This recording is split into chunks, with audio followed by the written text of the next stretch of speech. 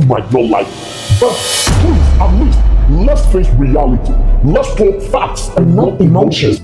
Nigeria is Africa's giant. Everybody knows about that. Population 230 million plus people.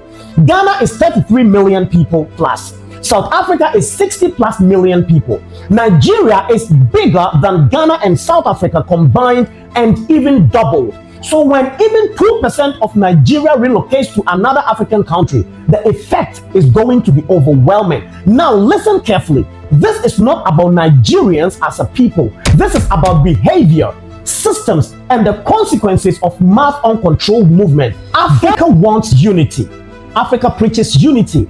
And Africa sings unity in every AU summit, in every national speech, on the streets, in the corridors, all corners of Africa. We talk about unity and Africa togetherness. But here is the painful question many African leaders and Africans ourselves are too scared to ask publicly. Does African unity mean one country's population should freely relocate into another country, breaking laws, disrespecting local customs, overwhelming systems, and destabilizing society, creating unrest amongst communities, all in the name of we are one Africa? Now, sincerely, let me ask you, is that unity? Because if unity becomes a weapon, if unity becomes an excuse to ignore sovereignty, if unity becomes a cover for lawlessness, then Africa is not united. Africa is collapsing from within. Nkrumah wanted it, Nyerere believed in it, Lumumba and the rest of our fathers died for it. Africa's unity in the 1960s was symbolic. It actually meant shared development, economic cooperation, military collaboration, cultural integration, common standards, mutual respect, and then rising together. But today, what do we see? Weak border systems, rising crime syndicates, tribal tensions, undocumented migration, and many other things that are destroying our systems. Just take a look at the European Union, take a look at America, and take a look at the ASEAN. All these organizations are made up of different countries, but they respect each other and they do the right thing that should be done in order to promote themselves, and together they rise. So today on Inside Focus, after digging, observing, analyzing trends and social tensions from Ghana, South Africa, Nigeria, and across the continent, I asked the uncomfortable but necessary question: can Africa unite if individual countries cannot manage their people responsibly? Stay with me. This will be uncomfortable. This will be emotional. But Africa must hear this. So hold on and please listen to this. This video is not with an intention to attack a personality or a group of people. It is for the purpose of education and criticizing an idea and an opinion, not to create division. This is Inside Focus. And if this is the first time you're coming across my channel, don't hesitate to hit that subscribe button. Then like the video, share the video. Feel free to go to the comment section and let us know what you think about this very conversation. Also follow us on all other social media networks, all at Inside Studios Network. But this is Inside Focus. As we always do it, let's take it back a little bit. You see, Pan-Africanism was never a mistake. It was a beautiful dream, a vision of a powerful united continent rising from the ashes of colonization. Aside from Dr. Kwame Nkrumah wanted it, Julius Nyerere of Tanzania believed in it. Patrice Lumumba of the DR Congo died with it on his lips. But here is the truth. The Africa of 2020 is not the Africa of 1963. Today's Africa faces new realities: massive population growth, unemployment crisis, weak border systems, rising crime syndicates, tribal tensions, undocumented migration, pressure on local resources, weak governance structure, and fragile economies. Unity in 1963 was symbolic. Unity today must be practical. And here is what you must not fail to know. Practical unity requires responsibility, lawfulness, respect for sovereignty, and mutual development. Because a unity where one country carries its burden and expects neighbors to absorb it is not unity. That is called exploitation. You see, at this point, Ghana's challenges and South Africa's challenges must be put into perspective. Ghana's challenges must not be overlooked and it must not be swept under the carpet. It must be looked at and together we share concerns. First, Ghanaians are having concerns about cyber crimes. Ghanaians are having greater challenges when it comes to cyber crime. Also, rising rental prices in certain cities, pressure on jobs, cultural clashes, internal resentment, political tension whenever Ghanaians tries to regulate its borders. You see, these are some of the problems that the African unity of today's mindset is bringing. That is why I said from the beginning of this video that the unity in the minds of the fathers, the unity in the 1960s was symbolic. It wasn't diabolic. On the other hand, the challenges of South Africans must be looked as our own challenges and dealt with in the proper way. South Africa currently are also facing so much of xenophobic tensions, competition for jobs, pressure on public services, spikes in gang activities in certain areas, resentment from poor communities, political exploitation of migrant issues. And many African countries are experiencing the same trend.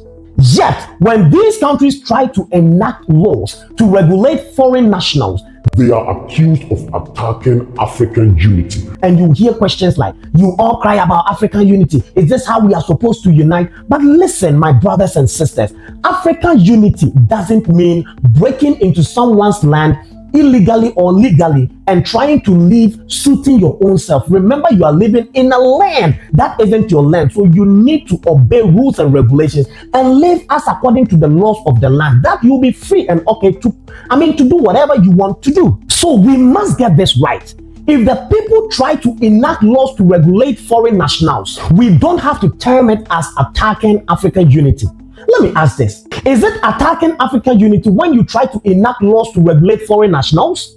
Is it attacking unity when you try to protect your economy? Is it attacking African unity when you try to regulate and improve your security? Is it attacking African unity when you try to protect your culture and pride? Is it attacking African unity when you try to protect the sovereignty of your nation? No. The answer here is a big no, because unity without boundaries is chaos. And those actions will go and come back to eat the land at home. So we don't have to use that as an attack route. When Osadifo Dr. Kwame Nkrumah talked about African unity, he didn't mean open borders with no laws. He didn't mean one country should dump its economic problems on another. He didn't mean a situation where some Africans behave as if the passports give them rights to disrespect local laws. Unity was supposed to mean shared development, economic cooperation, military collaboration, cultural integration, common standards, mutual respect, and rising together. Unity was never meant to replace sovereignty. Just like the European Union, unity works because every member country is responsible for its people. For instance, if a German commits crime in France, nobody blames Europeans. Germany takes responsibility of its citizens. Where is our African version of that responsibility? Just ask yourself this simple question and let's stop dealing with this situation emotionally. So now, the hardest truth about responsibility, and here is the reality many African governments and Africans ourselves refuse to confront. Africa cannot unite if individual countries are weakly governed. And take a very good note of this and let's analyze together. Look at this. If one country fails to create jobs, should another country carry the burden? If one country fails to enforce laws, should its neighbors suffer the consequences? If one country cannot control criminal gangs, should the continent absorb its instability? If one country fails to provide opportunities, should other countries be forced to accommodate everyone fleeing? But I'm sorry, if you feel disrespected and insulted. These are not insults. These are questions African presidents must ask themselves, answer for themselves, and Africans, we ourselves, ask ourselves and answer for ourselves. Because unity without responsibility creates border tension, xenophobic violence, illegal migration, cultural clashes, economic pressure, political instability, and all these erode trust. And you must know, without trust, there is no unity. Therefore, Africans must evolve our idea of unity. Let's redefine African unity for the modern era. In the current system and the realities we are living, African unity must mean mutual respect. That means no culture should dominate another. African unity must mean sovereignty matters. Borders must be respected. African unity must mean lawfulness first. Unity doesn't excuse criminal behaviors. African unity must equally mean shared responsibilities. Countries must seek to develop ourselves first, and then we will move out to meet our counterparts in the same organization. African unity must also mean equal contribution. No nation must carry another nation's burdens, because we are all developing countries and we are not strong enough to carry another's burden. Probably we can share a few things but not carry the entire burden. Also, African unity must mean economic cooperation, not population invasion. Finally, African unity must mean unity with boundaries, rules, and accountability. A united Africa must be built on order, not emotions, on systems, not slogans, on respect, not entitlement. Now, this is where you need to sit close and listen to what I'm about to say. The tension we see today between Nigerians and Ghanaians, Nigerians and South Africans, locals and migrants across Africa did not appear by accident.